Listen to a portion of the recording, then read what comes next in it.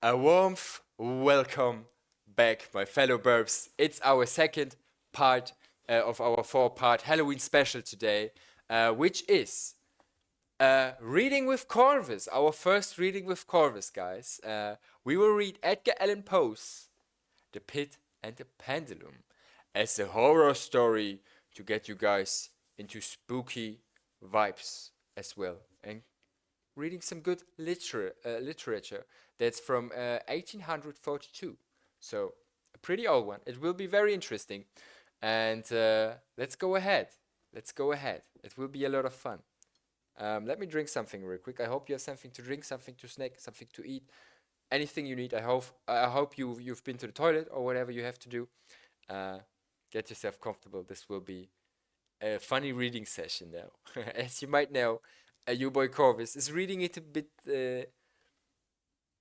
in theme today. So just to let you guys know.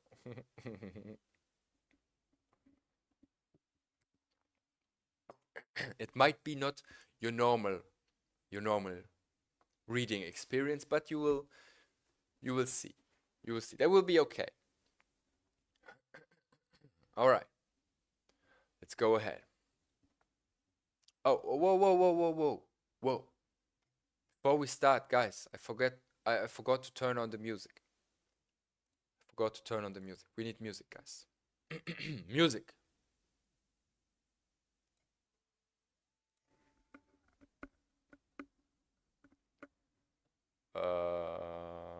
We need it in here as well.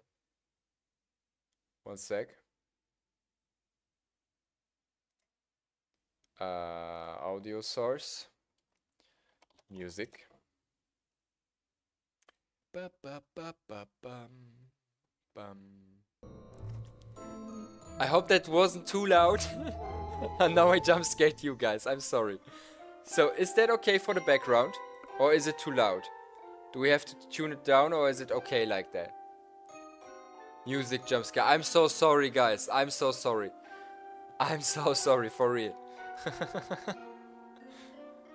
Let's go. Is it okay like that? Is my voice loud enough? Is it in the background? I think that's okay. Alright, let's go. Let's go.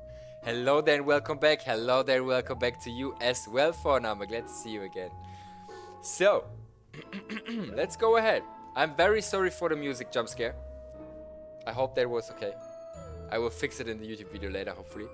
So, let's go ahead. Let's go ahead. Without further ado, we are going to jump into the story. Reading Edgar Allan Poe's The Pit and the Pendulum.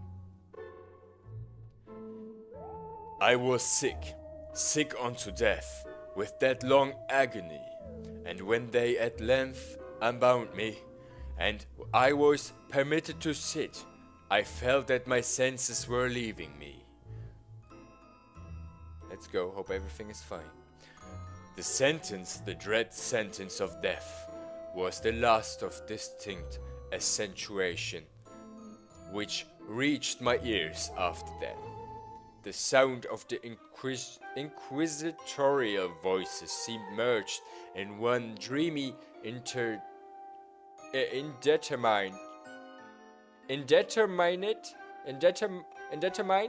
I don't know, hum. It conveyed, by the way, I'm not a native speaker, so sorry if I slander everything, I try my best, I swear. I swear. Yes, welcome back, enjoy your meal. Let's go. Let's go. So, that's gonna be good, thank you very much. It conveyed to my soul the idea of revolution, perhaps from its association in fancy with the burr of a mill wheel. This only for a brief period, for presently I heard no more. Yet for a while I saw, but with how terrible an exaggeration. I saw the lips of the black-robed judges. They appeared to me white, whiter than the sheet upon which I traced these words, and thin even to grotesqueness. One sec. Music, music, music, music. There we go. You have to replay. There we go. Thank you very much. So let's go ahead. Oh, thin with thin with the intensity of their expression of firmness, of immovable resolution, of stern contempt, of human torture. I saw that the decrees of what to me was fate were still issuing from those lips. I saw them write with a deadly locution. I saw them fashion the syllables of my name, and I shuddered because no sound succeeded.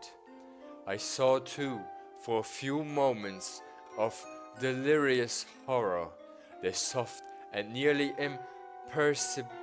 imperceptible waving of the sable draperies, which fell upon the 7 tall candles upon the table. At first, they wore the aspect of charity, and seemed white, slender angels, who would save me, but then all at once there came a most deadly nausea over my spirit, and I felt every fiber in my frame thrill, as if I had touched the wire of a galvanic battery, while the angel forms became meaningless spectres with heads of flame, and I saw that from them there would be no help. And then there stole into my fancy, like a rich musical note, and though of what sweet rest there must be in the grave. I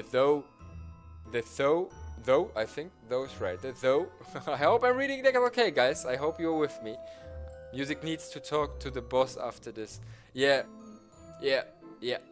definitely, 100%. Let's go. I hope you're enjoying it so far. It's a very interesting. I'm looking forward to see where this is going. He really explains a lot. You're doing good, Coach. Thank you very much. Thank you very much. He's very artistically speaking. I like that. The though came gently. Yes, the though came gently and stealthily, and it seemed long before it attained full appreciation.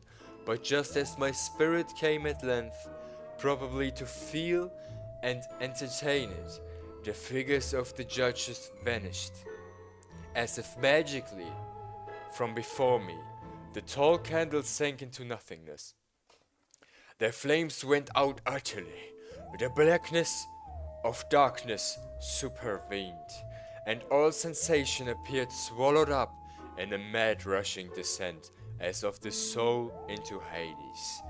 The silence and stillness and night were the universe. I had swooned, but still will not say that all of consciousness was lost. What of it there remained I will not attempt to define or even to describe. Yet all was not lost. In the deepest slumber, no, in delirium, no, in a swoon, no, in death, no, even in the grave, all is not lost.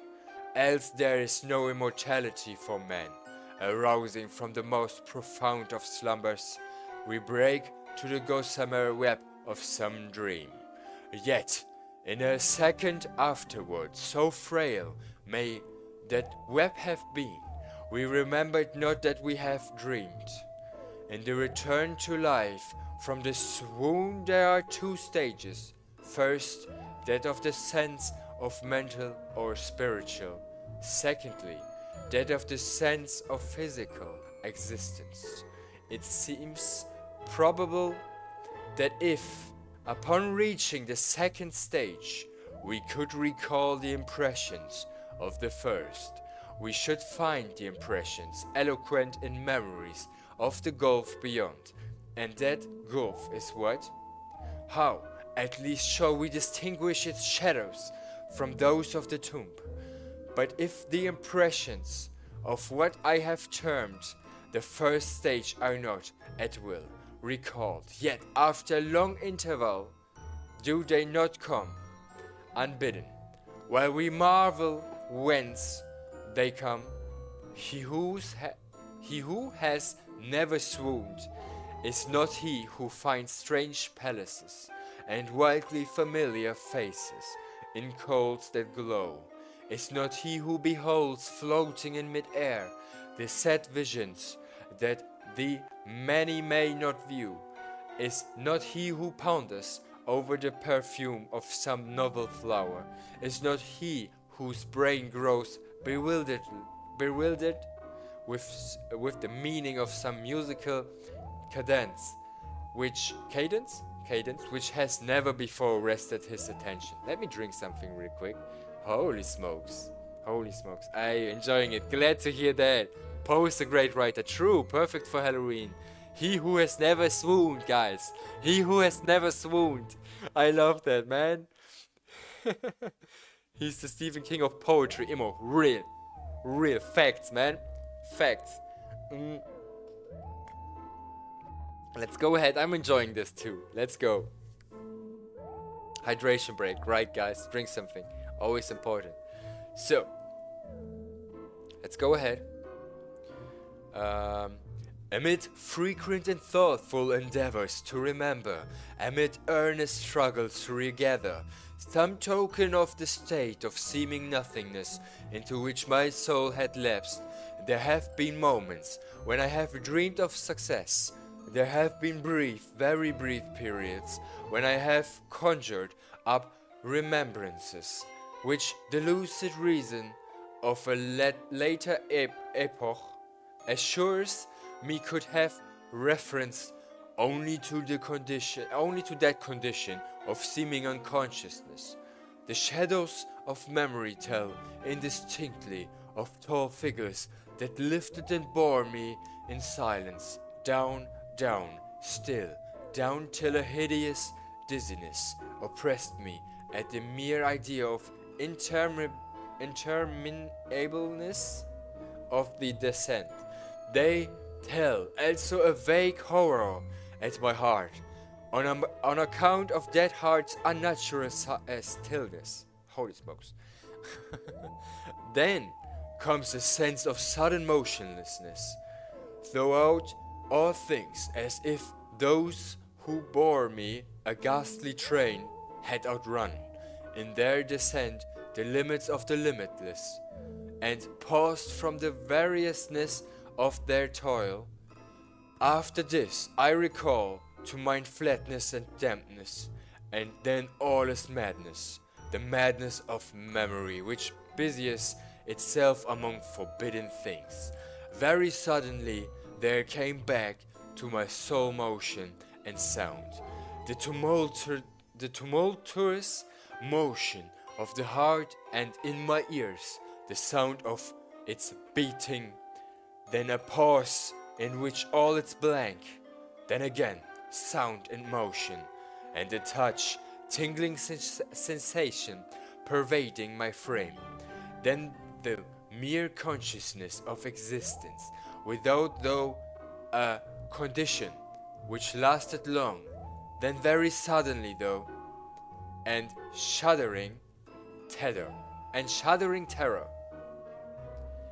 and earnest endeavor to comprehend my true state, then a strong desire to lapse into insensibility, then a rushing revival of a soul and a successful effort to move, and now a full memory of the trial, of the judges, of the sable draperies, of the sentence, of the sickness, of the swoon, then entire forgetfulness of all that followed, of all that a later day and much earnestness of endeavor have enabled me vaguely to recall. So far I had not opened my eyes. I felt that I lay upon my back, unbound. I reached out my hand, and it fell heavily upon something damp and dark. There I suffered it to remain for many minutes, while I strove to imagine where and what I could be. I longed, and yet I dared not, to employ my vision. I dreaded the first glance at object. I dreaded the first glance at objects around me. It was not that I feared to look upon things horrible, but that I grew aghast lest there should be nothing to see. Hydration break. Train mention, yes.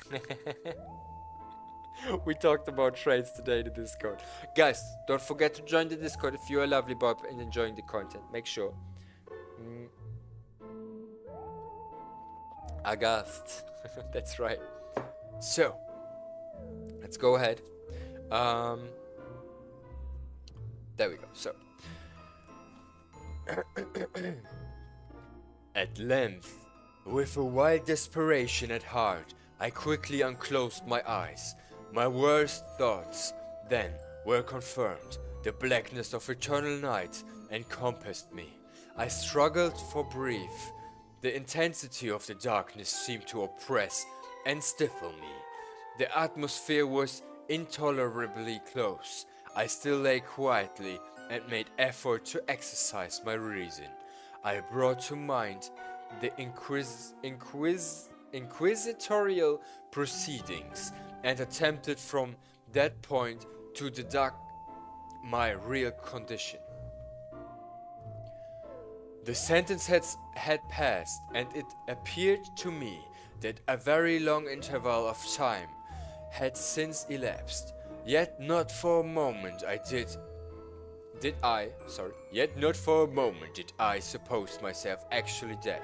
Such a supposition, notwithstanding what we read in fiction, it's altogether inconsistent with real existence.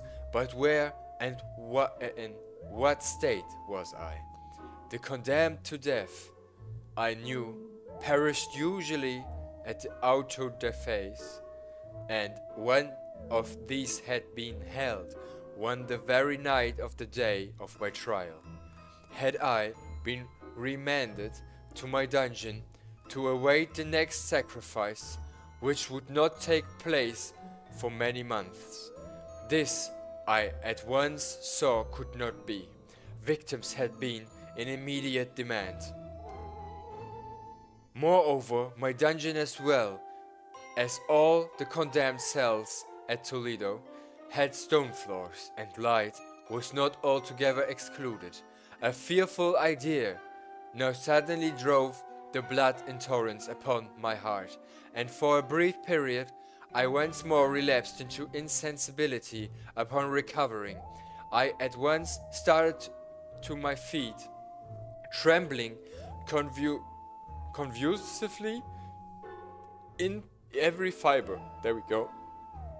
Sorry guys, there we go. I at once started to my sorry. I felt nothing. I thrust, there we go. I thrust my arms widely above and around me in all directions. I felt nothing, yet dreaded to move a step, lest I should be impeded by the walls of a tomb.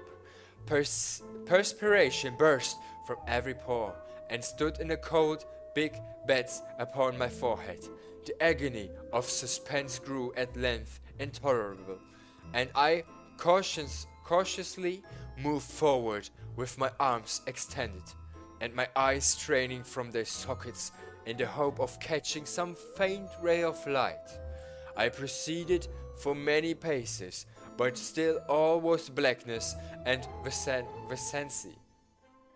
Or vacancy, I don't know. He thrust, yeah. Oh man, let's go. Oh, that's so poetically, man. I'm really enjoying it. I breathed more freely. It seemed evident that mine was not, at least, the most hideous of fates. And now, as I still continued to step cautiously onward, they came thronging upon my recollection, 1,000 vague rumors of the horrors of Toledo, of the dungeons. There had been strange things narrated, fables. I had always deemed them, but very strange and too ghastly to repeat, save in a whisper. Was I left to perish of starvation in the subterranean world of darkness, or what fate, perhaps even more fearful, awaited me? That the result would be death, and a death of more than customary bitterness. I knew too well the character of my judges to doubt the mode and the hour we all that occupied or distracted me. My outstretched hands at length encountered some solid obstruction. Oh, let's go. It was a wall, seemingly of stone masonry, very smooth, slimy and cold. I followed it up, stepping with all the careful distrust with which certain antique narratives had inspired me.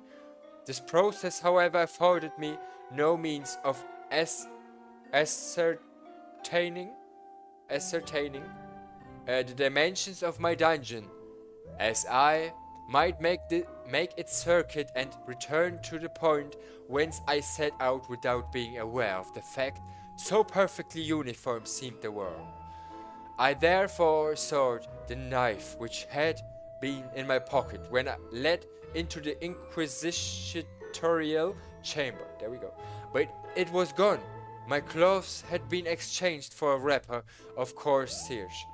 I had, though, of forcing the blade in some minute crevice of the masonry, so as to identify my point of departure.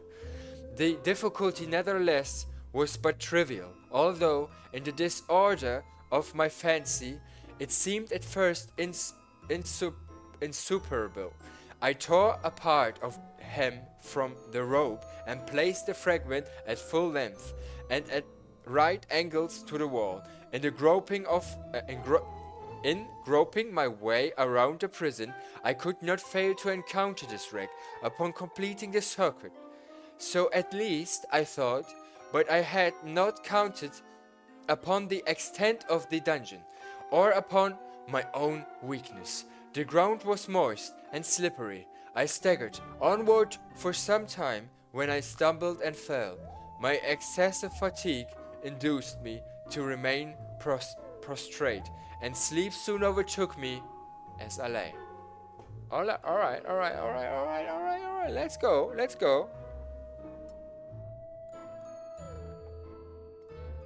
A slug was here. Smooth, slimy, and cold is an interesting combi. True. He's casually taking a nap. Yep. He's powerless, guys. He's powerless. He's in a bad situation right now. Damn, cursed ad break. No. Ad break. You are not making the fun. You are not destroying the fun of our fellow Burb 40k hammers. We will wait. We will wait till the ad break is over. Only one ad? Are you back already? 40k, are you back? Let me know. I was waiting for you before I read on. I don't want my Burbs to miss anything. Let's go. Bum bum bum bum bum. Bum bum bum bum bum bum bum bum. Let me know when you're back. Let me know. Then we are going to proceed. So we fall asleep. There we go.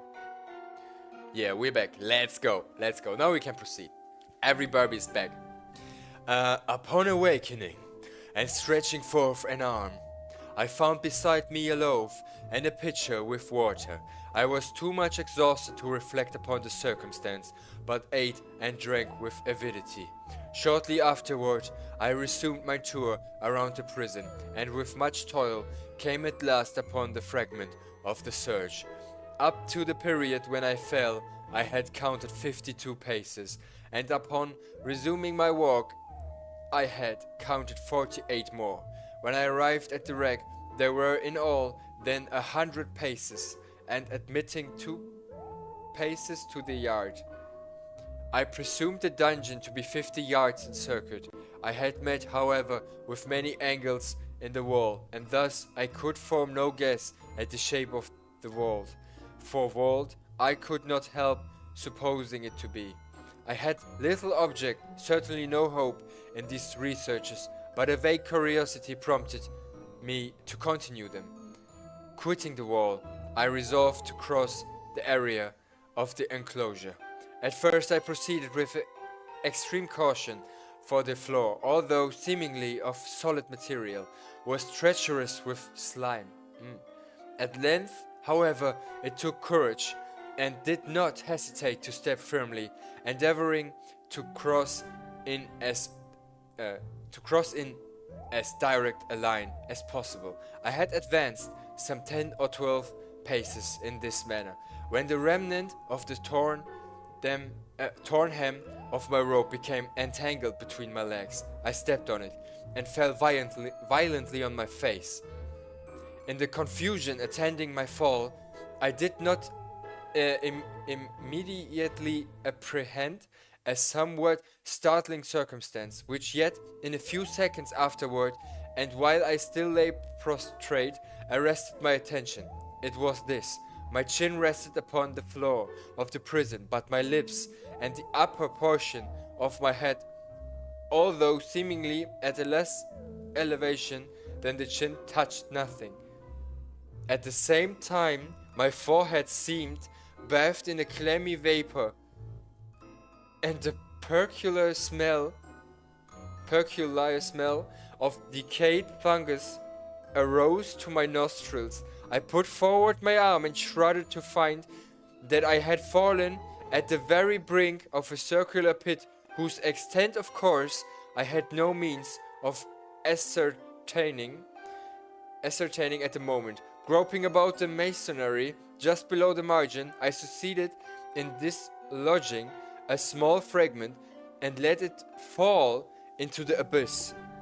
For many seconds I hearkened to its reverberation, and it dashed against the sides of the chasm. In its descent all length there was a sullen plunge into water, succeeded by loud echoes. At the same moment there came a sound resembling the quick opening and a rapid closing of a door overhead, while a faint gleam of a light flashed suddenly through the gloom and as suddenly faded away. Dude, hell nah, how he's describing everything is sick, man. Comedic chat delay. For real, slugs have been everywhere. Must be really fast slug, yeah, the fastest slug in the whole prison. The details are sick, man. So, let's go ahead. Ooh, we are already more than halfway through. Guys. Going super fast. I saw clearly the doom which had been prepared for me, and congratulated myself upon the timely accident by which I had escaped. Another step before my fall, and the world had seen me no more, and the death just avoided was of that very character which I had regarded as fabulous and frivolous in the tales respecting the Inquisition. To the victims of its tyranny there was the choice of death, with its direst physical agonies, or death with its most hideous moral horrors. I had been reserved for the latter. I think. By long suffering, my nerves had been unstrung until I trembled at the sound of my own voice, and had becoming in every respect a fitting subject for the species of torture which awaited me. Shaking in every limb, I groped my way back to the wall, resolving thus to perish rather than risk the terrors of the wells, of which my imagination now pictured many in various positions about the dungeon. In other conditions of mind, I might have had courage to end my misery at once, but a plunge into one of these abysses. But now I was the fiercest of cowards. Neither could I forget what I had read of these pits, that the sudden extinction of life formed no part of their most horrible plan.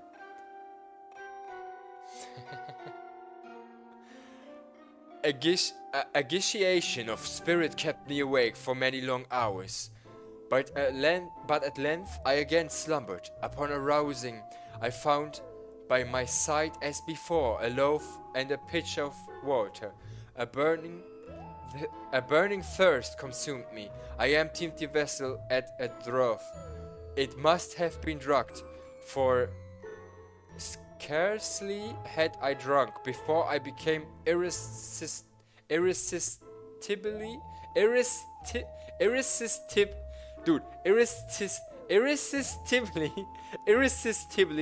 drowsy. There we go.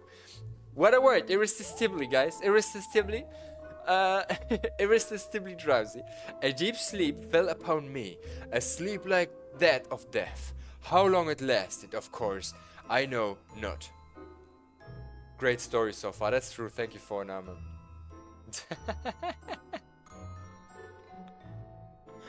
So sorry, guys. A deep sleep fell upon me, a sleep like that of death. How long it lasted, of course, I know not. But when once again I unclosed my eyes, the objects around me were visible. By a wild, sulphurous luster, the origin of which I could not at first determine, I was enabled to see the extent and aspect of the prison. In its size, I had been greatly mistaken. The whole circuit of its walls did not exceed 25 yards. For some minutes, this fact occasioned me a world of vain trouble, vain indeed, for what could be of less importance under the terrible circumstances which environed me than the mere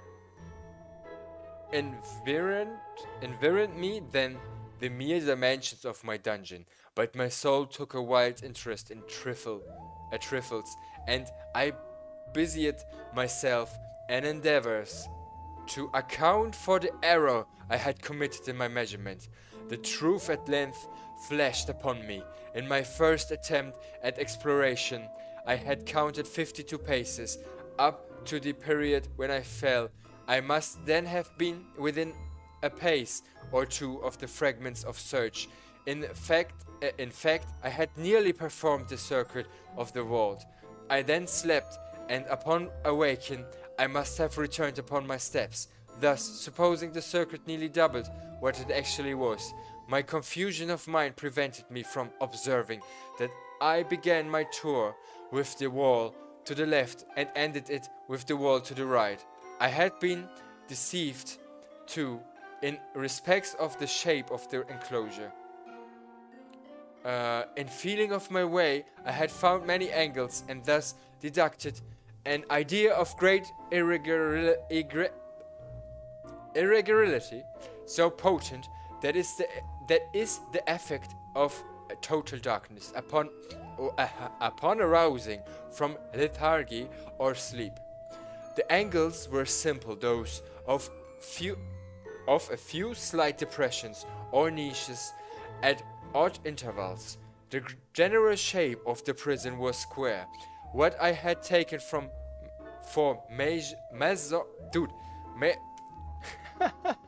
what I had taken, I need to drink something. Wait. Thank you for clipping it, guys. Thank you for clipping it. 1 sec. I got you. I stutter a lot when reading and talking too. It's so hard. English need accent marks for real. It's hard, but I'm trying my best. I'm getting to it.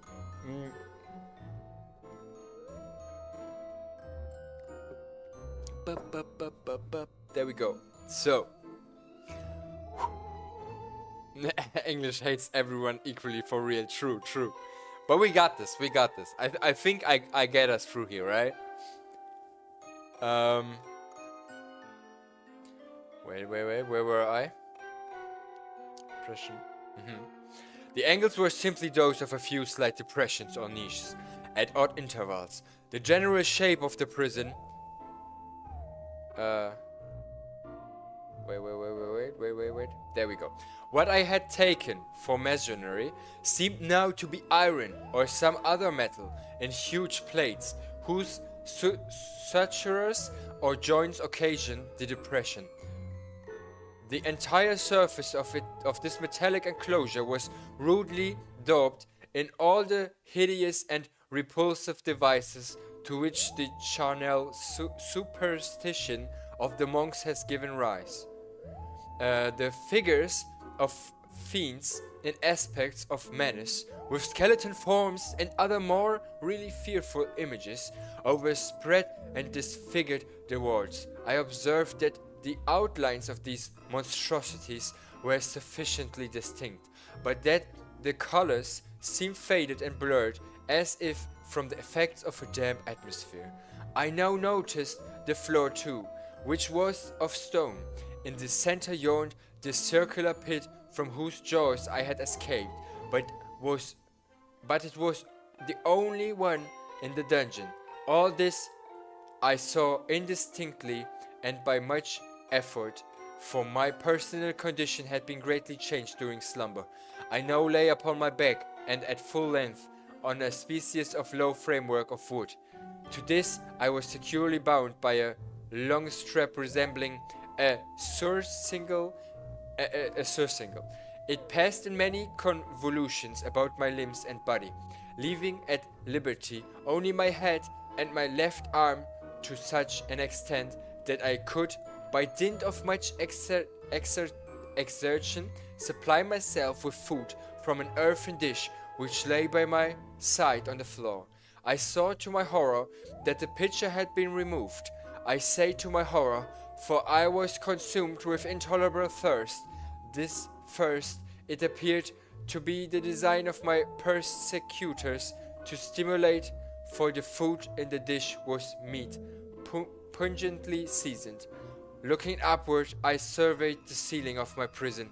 It was some 30 or 40 feet overhead, and constructed much as the side walls. In one of its panels, a very singular figure riveted my whole attention. It was the painted figure of Time, as he is commonly represented, save that in lieu of a sight,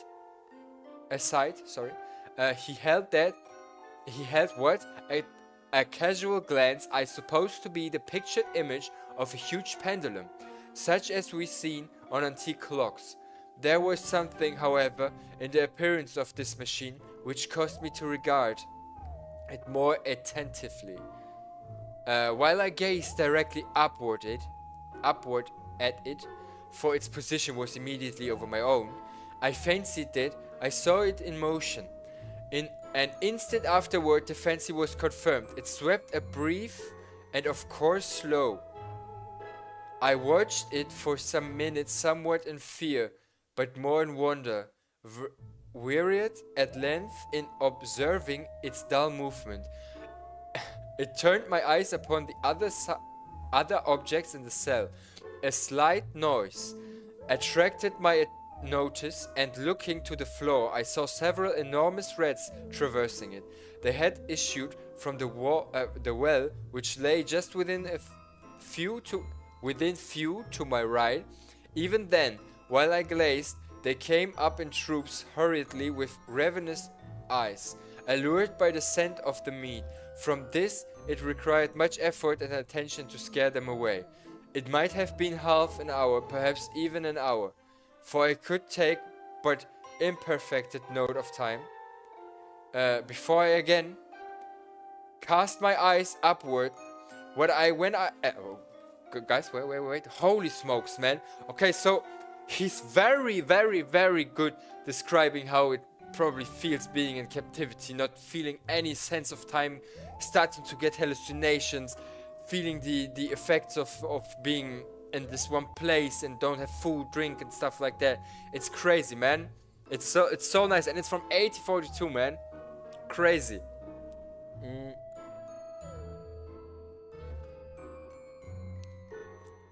certainly a lot better than I do. Nah, you probably do great as well. As a native English speaker, English is the worst language. I like it though. I like it though. I like it though. It's probably probably like older English as well, right? But it's okay. It's okay. It's by I have to learn some more words, but I'm getting used to it. I'm getting used to it, and I think I'm doing a quite good job. It's greatly written. That's true. True. And guys, thank you so much for being here. You guys are awesome, man. Really, I really hope you're enjoying the time and the special, awesome, super long stream today. We are just at part 2. We still have 2 more after that, so get ready, get ready, get ready. It's so much fun, man. Such a good time having you with you on Halloween. I couldn't figure something better out than that. That's so nice being with everyone here. Thank you so much. You guys are awesome. Thank you so much for reading this great story for us. You are welcome, guys. You are welcome. Much love goes out to every one of you. So, let's go ahead. Let me drink some water real quick as well.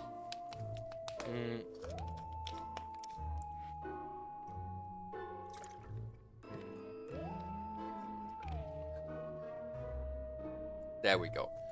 Okay, let's go ahead. What I then saw confounded and amazed me. The sweep of the pendulum had increased in extent by nearly a yard. As a natural consequence, its velocity was also much greater, but what mainly disturbed me was the idea that it had perceptibly descended. I now observed with what horror it is needlessly to say that its nether extremity was formed of a crescent of glittering steel, about a foot in length from horn to horn, the horns upward, and the under edge evidently as keen as that of a razor. Like a razor, also it seems messy and heavy, tapering from the edge into a solid and broad structure above. It was appended to a weighty rod of brass, and the whole hissed as it swung through the air. Holy smokes! Okay. I could no longer doubt the doom prepared for me by monkish ingenuity in torture. My cognizance of the pit had become known to the inquisitorial agents. The pit, whose horrors had been destined for so bold a recusant as myself, the pit typical of hell, and regarded by rumors as the ultima thule of all their punishments. The plunge into this pit I had avoided by the merest of accidents. There we go. And I knew that surprise or entrapment into torment formed an important portion of all the grotesquerie of the dungeon deaths. There we go. Having failed to fall, it was no part of the demon plan to hurl me into the abyss, and thus, there being no alternative, a different and a milder destruction awaited me. Milder. I half smiled in my agony as I thought of such application of such a term. What boots it to tell of the long hours of horror, more than mortal, during which I counted the rushing oscillation of the steel, inch by inch, line by line, with a descent only appreciable at intervals that seemed ages. Down and still down it came. Days passed. It might have been that many days passed, ere it swept so closely over me as to fan me with its acrid breath. The odor of the sharp steel forced itself into my nostrils. I prayed, I varied heaven with my prayer for its more speedy descent. I grew frantically mad and struggled to force myself upward against the sweep of the fearful scimitar, and then I fell suddenly calm, and lay smiling at the glittering death, as a child at some rare bauble. There was another interval of utter insensibility.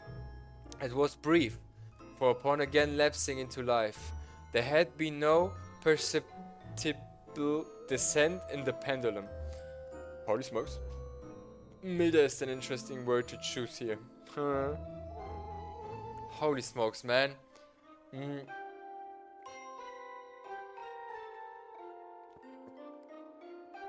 Let's go on. Let's go on. How will it end? How will it end? Let's see. Send in the pendulum. Yeah, we saw that. But it might have been long, for I knew there were demons who took note of my swoon, and who could have arrested the vibration at pleasure. Upon my recovery, too, I felt very, inexpressibly sick and weak, as if through long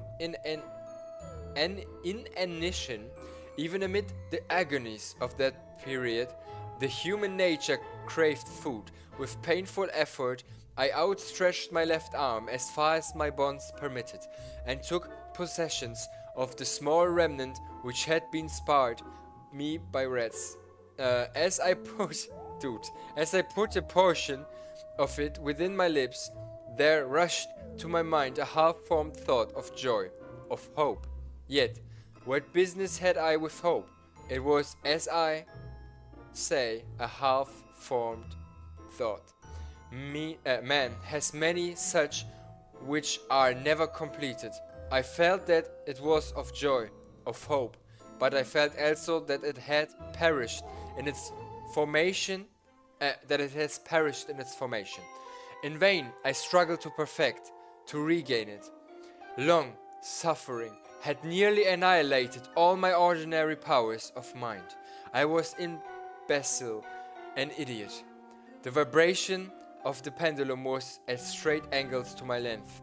I saw that the crescent was designed to cross the region of the heart. It would fray the surge of my robe. It would return and repeat its operations again and again, notwithstanding its terrifically wide sweep, some 30 feet or more, and the hissing vigor of its descent, sufficient to sunder these very walls of iron. Still the fraying of my robe would be all that, for several minutes, it would accomplish. And at this, though I paused, I dared not to go further than this reflection. I dwelt upon it with a pertinacity of attention, as if in so dwelling I could arrest here the descent of steel. I forced myself to ponder upon the sound of the crescent as it should pass across the garment, upon the peculiar thrilling sensation which the frictions of cloth produces on the nerves. I pondered upon all this frivolity until my teeth were on the edge. Down, steadily down, it crept, took a frenzied pleasure into contrasting its downward with its lateral velocity, to the right, to the left, far and height, with the shriek of a damned spirit to my heart, with the stealthy pace of the tiger. I alternately laughed and howled as the one or the other idea grew predominant. Down, certainly relentlessly down, it vibrated. Down, certainly relentlessly down. It vibrated within 3 inches of my bosom. I struggled violently, furiously, to free my left arm. This was free only from the elbow to the hand. I could reach the latter from the platter beside me to my mouth with great effort, but no farther could I have. But no farther. There we go. Wait, let me drink. That's real, friends. What a torture device, dude. For real. I wonder if something like that was real. We never know, man. Probably. Humans can be very sick, man. Humans can be very, very sick, man. Holy smokes. Hydration break. That's right, guys. That's right. Let's go. Let me drink some water as well, not only tea.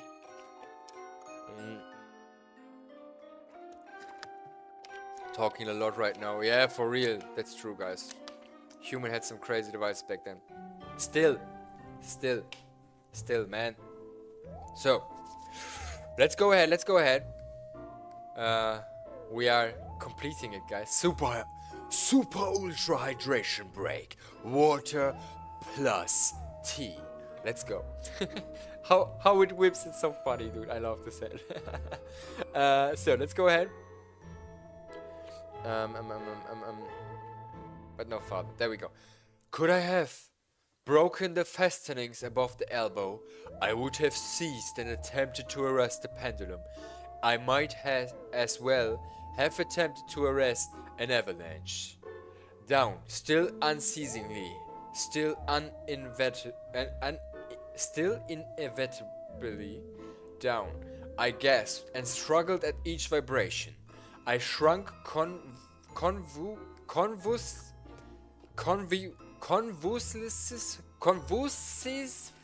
Hell no, man. Convulsively. There we go. I shrunk convulsively at its every sweep. My eyes followed its outward or upward wheels with the eagerness of the most unmeaning despair. They closed themselves spasmodically at the descent, although death would have been a relief. Oh, how unspeakable. How unspeakable. Still, I quivered in every nerve to think how slight a sinking of the machinery would precipitate that keen, glistening axe upon my bosom. Holy smokes, man. It was hope that prompted the nerve to quiver, the frame to shrink. Hell no. It was hope, the hope that triumphs on the rack, that whispers to the deaf, condemned even in the dungeons of the Inquisition. I saw that some 10 or 12 vibrations would bring the steel in actual contact with my robe, and with this observation there suddenly came over my spirits all the keen, collected calmness of despair. For the first time during many hours or perhaps days, I thought, it now occurred to me that the bandage or sucingle which enveloped me was unique. I was tied by no separate cord. The first stroke of the razor-like crescent athwart any portion of the band would so detach in that it might be unwound from my person by means of my left hand. But how fearful in that case the proximity of the steel, the results of the slightest struggle, how deadly. Was it likely, moreover, that the minions of the torturer had not foreseen and provided for this possibility? Was it probable that the bandage crossed my bosom in the track of the pendulum? Dreading to find my feint, and as it seemed my last hope frustrated, I so far elevated my head as to obtain a distinct view of my breast. The surcingle enveloped my limbs and body closed in all directions, safe in the path of the destroying crescent. Scarcely had I dropped my head back into its original position, when there flashed upon my mind what I cannot better describe than as the unformed half of that idea of deliverance to which I have previously alluded, and of which I moiety only floated indeterminately through my brain when I raised food to my burning lips.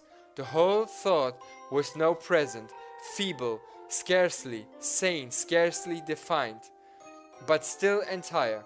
I proceeded at once, with the nervous energy of despair, to attempt its execution. For many hours the immediate vicinity of the low framework upon which I lay had been literally swarming with rats. They were wild, bold, ravenous, their red eyes glaring upon me as if they waited but for motionlessness, and my part to make me their prey. To what food, I thought, have they been accustomed in the well? Uh-oh. Uh-oh, uh-oh, uh-oh, uh-oh. I'm listening to this while I'm playing Minecraft and I just get an ad blasted in my ears. I'm so sorry, man. So sorry, that's interesting. Damn ads, man. Damn ads. Ads need to be arrested. For real, for real. Today they need to be arrested, man. Holy smokes, man. What is going on? What is going on? 100% crimes against my eardrums. For real. For real. Save the eardrums of 40k, guys. Save the eardrums. Alright, let's go ahead. They had devoured in spite of all my efforts to prevent them, all but a small remnant of the contents of the dish. I had fallen into an habitual seesaw or wave of the hand about the platter, and the length, the unconsciousness, uniformity of the movement deprived it of effect. In their voracity, the vermin frequently fastened their sharp fangs in my fingers, with the particles of the oily and spicy viand which now remained. I thoroughly rubbed the bandages wherever I could reach it. Then, raising my hand from the floor, I lay breathlessly still. At first, the ravenous animals were startled and terrified at the change. At the cessation of movement, they shrank alarmedly back. Many sought the well, but this was only for a moment. I had not counted in vain upon their voracity. Observing that I remained without motion, one or two of the boldest leaped upon the framework and smelled at the surcingle. These seemed the signal for a general rush. Forth from the well, they hurried in fresh troops. They clung to the wood, they overran it, and leaped in hundreds upon my person. The measured movement of the pendulum disturbed them not at all. Avoiding its strokes, they busied themselves with the anointed bandage. They swarmed upon me in every accumulation heaps. They writhed upon my throat. Their cold lips sought my own. I was half stifled by their thronging pressure. Disgust, for which the world has no name, swelled my bosom and chilled with a heavy clamminess my heart.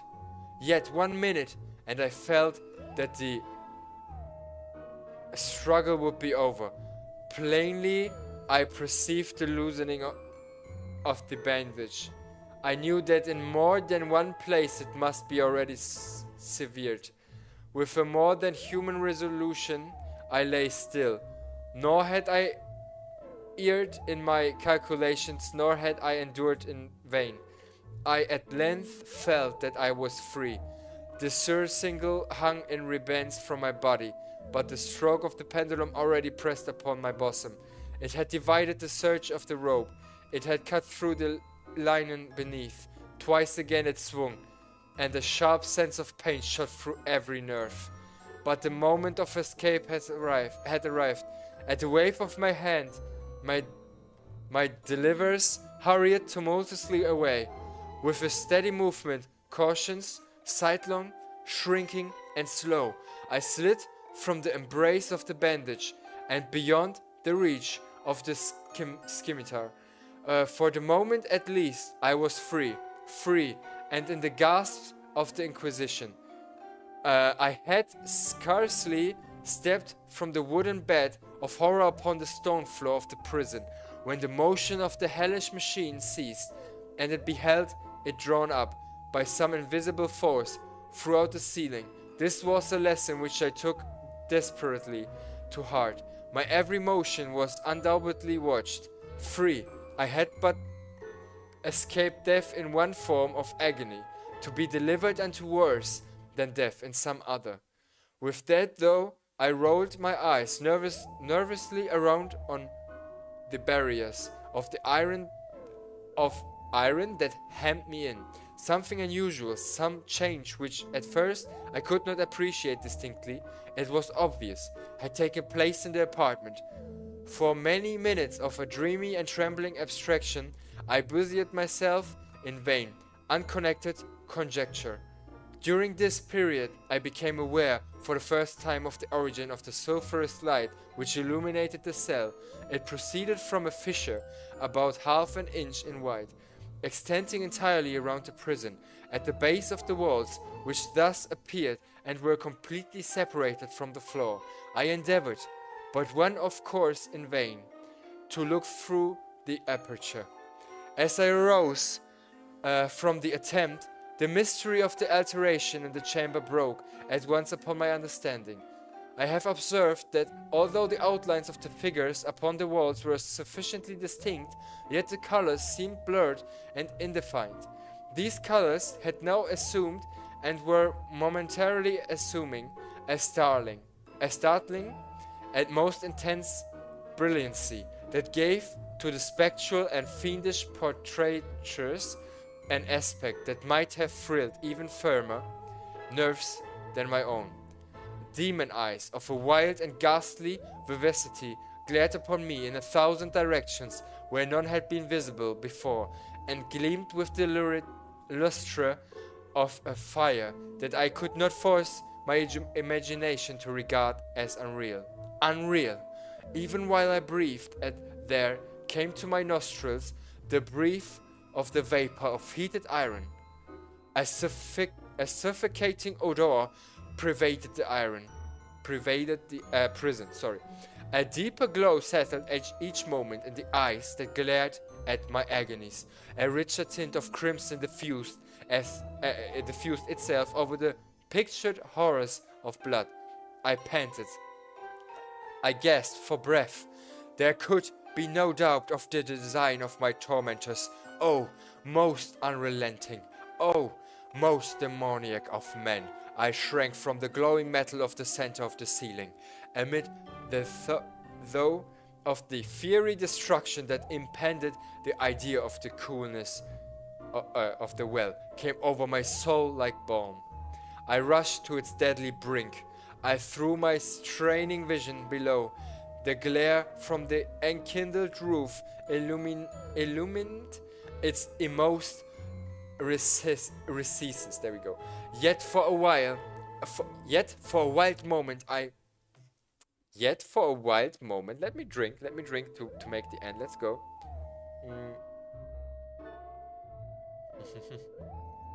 Let's go. Thank you for the hearts, guys. Thank you for the hearts. Let's go. Okay, I rushed to its deadly brink.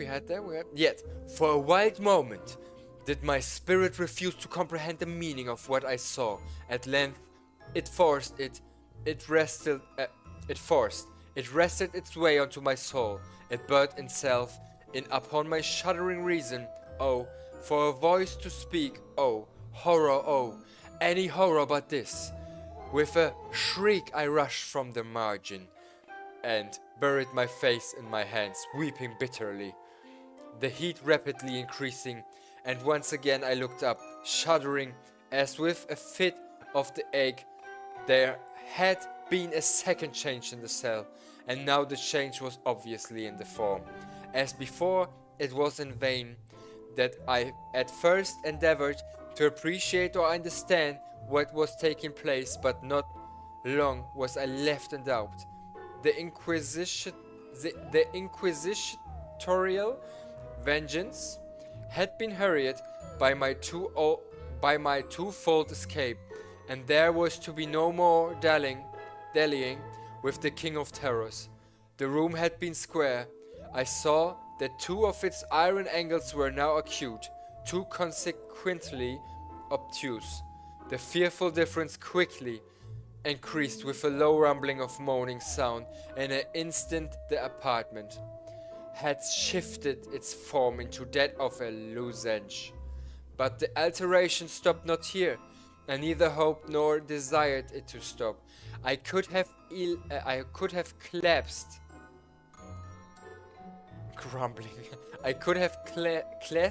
There we go. I could have clasped the red walls to my bosom as I garment of eternal peace. Death, I said, any death but that of the pit. Fool! Might I not have known that into the pit it was the object of the burning iron to urge me? Could I resist its glow? Or or if even that, could I withstand its pressure? And now, flatter and flatter grew the lozenge with a rapidity that left me no time for contemplation.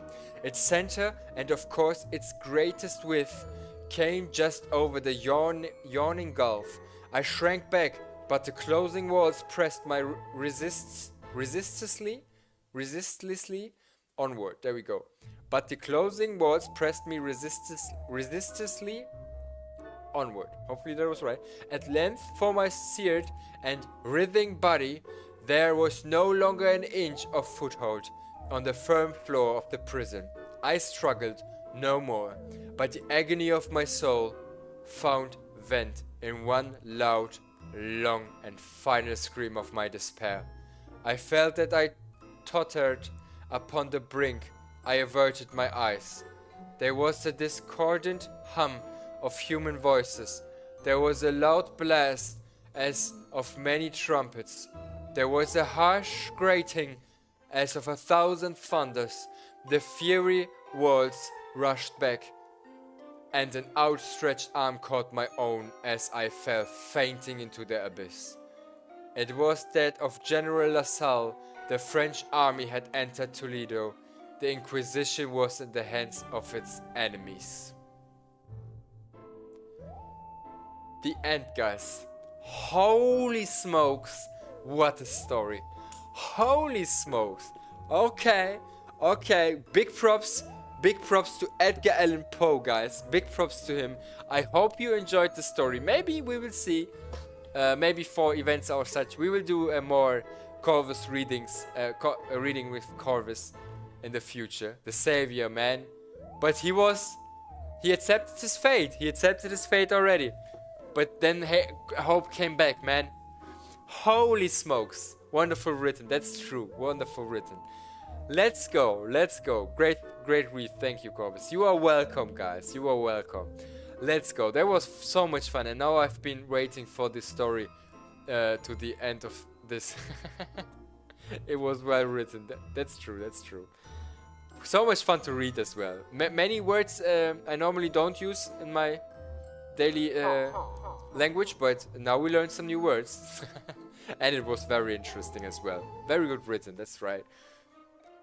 We do some investing. That's right, let's go. 40k. Got the name redeem again. Snagged it away. Wait.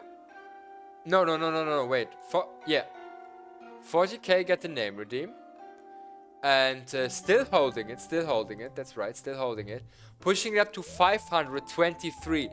Investing as a big one already, man. Especially in the Discord as well. Hustling, man, you are speedrunning. What a legend. Here's your very big Corvus coin. Thank you so much for investing. Let's go, let the economy grow, guys. Yeah, that was part 2. That was part 2 of our Halloween special. Next up will be Vigil. We will do a short break. I will end the stream on YouTube again, but it will be started in about 20 to 30 minutes. We will do a quick break. Twitch will be on though. Twitch will be on. And we will starting with Vigil afterwards. And ending after that with Cave Horror Project. So I hope we are halfway through. I hope you're enjoying it as much as I do so far. It's being a blast to stream for you guys. And it's so much fun. Then let's end this episode for YouTube now and let me get everything ready. Let me do a quick break. Everyone can do everything they need to do for 20 minutes, max half hour. I will be fast. I will do my best to be very fast. And then I will be back and we will go on with the streaming. Thank you so much for watching. I wish you all a wonderful day and night if you stop watching. If not, we see us in part 3, which will be Vigil of the Halloween special, starting very soon. And yes, that's it. That's it for reading with Corvus. Thank you so much, guys. Bye bye.